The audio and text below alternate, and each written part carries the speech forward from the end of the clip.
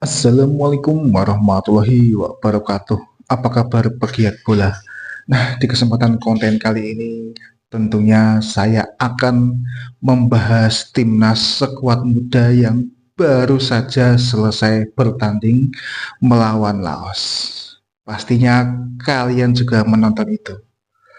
Dan pastinya kalian juga sudah tahu apa yang saya bahas di kali ini. Di sini timnas kita, skuad muda kita kaget dengan timnas Laos.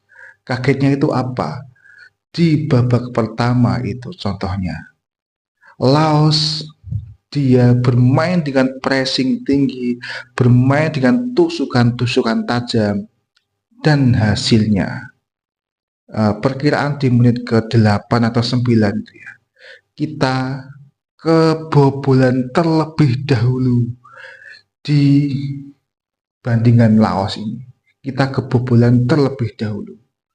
Walaupun memang kita bisa menyusul lewat tendangan dari Kadek Arel di menit ke-12 atau 11 itu, tapi itu kita dibobol lagi sama pemain Laos, jadi 2-1, dan disusul lagi sama Ferrari 2-2. Ini Laos, bro. Kita dibuat kaget dengan Laos. Tusukannya tajam, gerakan tanpa bolanya mampu membingungkan dan membuat keteteran timnas kita. Kita bermain di kandang di Manahan Solo. Kita bermain dengan PD, membawa kemenangan di pertandingan pertama. Banyak yang memprediksikan skuad muda akan menang melawan Laos ini. Tetapi di lapangan bisa kita lihat sendiri bagaimana realitanya dan apa yang bisa menyebabkan seperti itu. Kita walaupun bermain membawa skuad muda, tetapi pertandingan pertama itu sudah menjadi evaluasi buat kita sebenarnya. Dan di line up babak pertama itu tidak menunjukkan line up babak kedua pada saat melawan Myanmar dibawa kembali pada saat melawan Laos ini. Dan ini saya tidak tahu ini masalah taktikal atau masalah apa.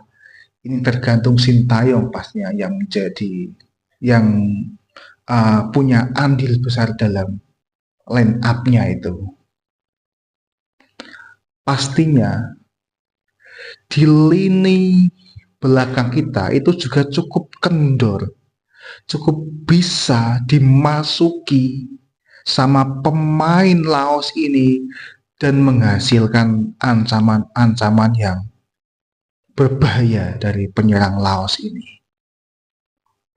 Apalagi di babak kedua kita bermain dengan 10 pemain.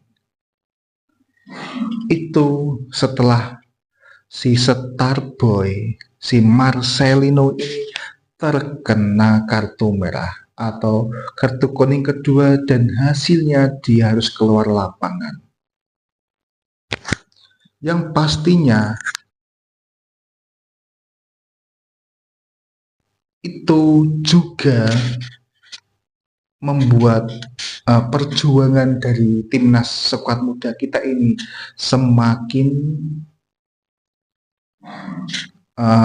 berat ya, bermain dengan 10 pemain.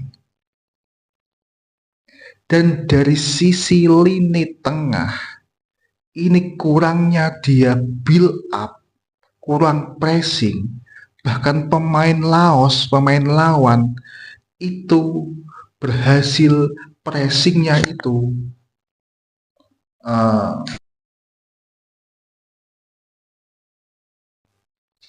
merepotkan barisan dari timnas Indonesia kita ini. ketika kita memegang bola, pressing Laos itu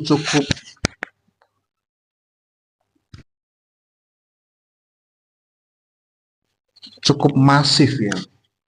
Jadi berhasil menggagalkan serangan kita. Di menit-menit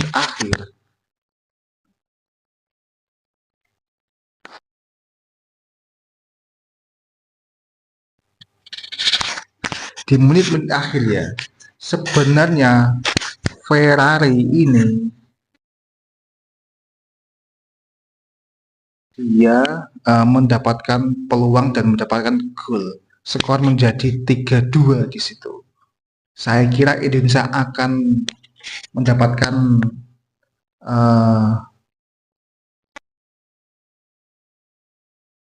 tapi di tambahan babak kedua kita disamakan lagi sama Laos dan akhirnya